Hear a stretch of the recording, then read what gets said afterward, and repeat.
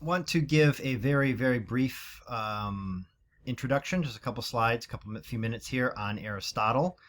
There's obviously a lot we can say about Aristotle, but the reading is short, so let's give you a little brief introduction. Aristotle is a student of Plato. He is a teacher of Alexander the Great. He writes a lot of stuff. He writes about astronomy, about math, about science, and all kinds of different things. Very, very curious person. And when we read him for his stuff in ethics, morals, and philosophy. Obviously, still one of the greats, right, of all time. The specific reading we have is from the Nicomachean Ethics. It's actually a collection of lecture notes named after his son Nikos. It is an example, a classic example, the excerpt we have of virtue ethics or Aretaic ethics. You don't need to know that, but the Greek is arete, or excellence of a kind. So arete is the thing that we want to strive for. And I'll say more of that about that in the next slide. But arete is what it's all about. What we are kind of our North Star that we want to kind of follow in our lives is arete. So virtue ethics or aretaic ethics is what we see here. A little note, if you look at our reading in the very beginning, it can be intimidating, obviously, when you have little squiggly Greek lines. What the heck is this?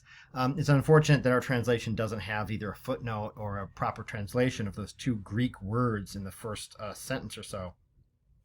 The first word is ethike, and then the second one is ethos, right? So ethos, ethical. Those words are obviously familiar to you, the root words at least. So it's a shame they didn't actually just come out and say what they are.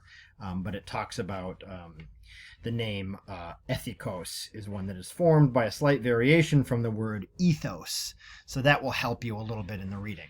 Okay, so back to it.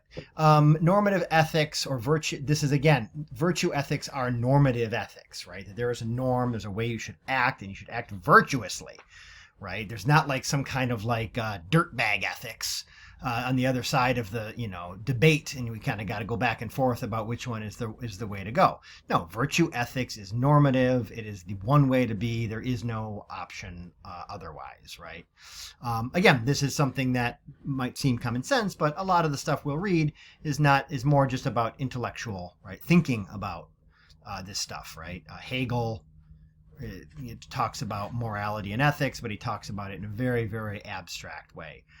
Kant talks about, right, the categorical imperative and how you should live your life, but he was also a raging anti-Semite. So obviously we got to do some work here in terms of striving for arete, as Aristotle might say. Okay, so how you ought to act. A couple things that are important distinctions. One is between our senses and virtue.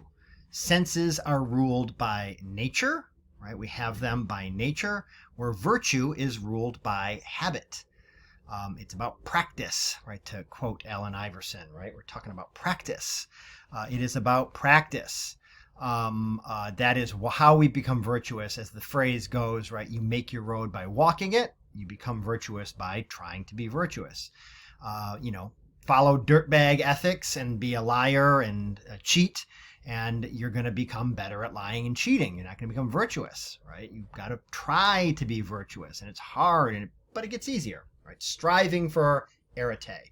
Okay, two different kinds of virtues, right? So virtues are ruled by habit, but that's not all, right? There's another division of the virtues themselves. One is intellectual and one is moral. Intellectual virtues are taught. Right? You learn this stuff at school. You learn about history. You learn about poetry and, how to write well and math and things like that. These are virtues that are intellectual virtues. You want to be good at them all so that you become an intellectually virtuous person, right? Someone who's interesting, who's knowledgeable in many, many things. Moral virtues are done. I can't teach you how to be a good person, right? I can't teach you how to be brave.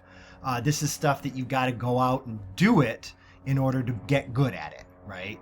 And that is the stuff that is done or lived. However, it's not just go to the nth degree. A main point of Aristotle is balance, what's called the golden mean, this middle ground. As you look at these, this kind of schematic here, for Aristotle, there are 11 moral virtues, and each one of them is about balancing the poles on either side, right? So if you just look at courage, right, you want to be courageous. You want to exhibit and live a life of courage.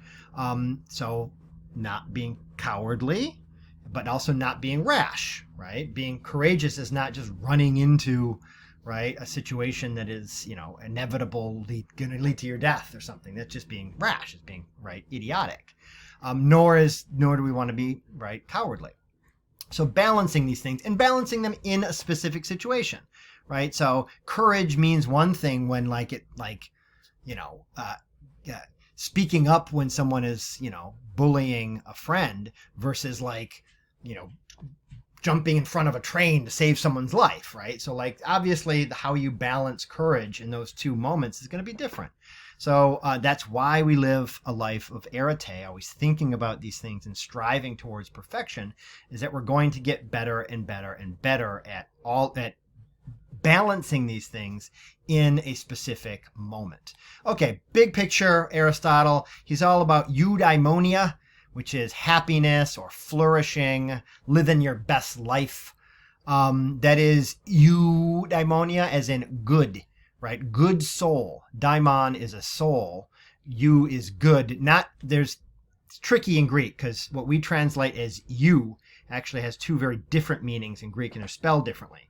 The kind of what looks like it's Greek, but what looks like an EU is good, like eudaimonia, or eugenics, right? Good genes.